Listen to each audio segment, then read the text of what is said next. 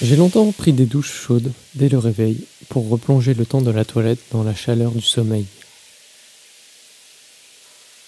C'était un réveil doux dont je ne pouvais me passer, une transition molle entre la couette moelleuse et le monde froid du matin.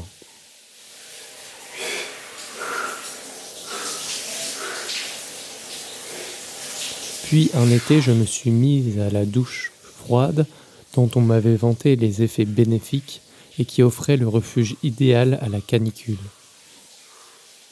À chaque fois que j'avais trop chaud et que je me sentais ramollir comme un chamallow, je courais à la douche comme pour remettre mes pendules à l'heure.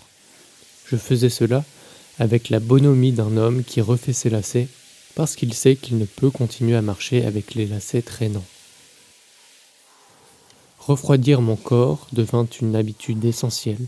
Je n'hésitais plus à plonger dans les ruisseaux, à m'immerger nu dans les rivières gelées et les lacs réputés glaciales. Je sentais que mon corps se renforçait jour après jour. Supporter la froideur lui devint une seconde nature.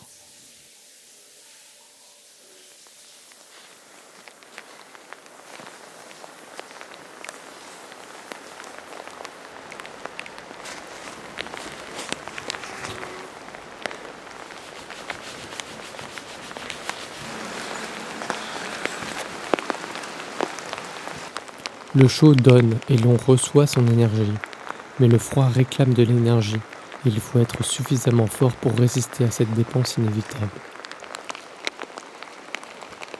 Le froid est une absence, c'est le silence, c'est la solitude. N'avez-vous pas remarqué que les instants les plus jouissifs de la vie sont ceux empreints de ce contraste, être blotti à l'intérieur alors que l'orage se déchaîne, après une journée sous le vent et la pluie, grelottant, trouver un bon feu dans un refuge et boire un chocolat chaud. C'est le froid qui donne sa valeur à la chaleur, le silence qui donne sa force à la musique, l'obscurité qui fait briller le feu. La mort est le sel de la vie.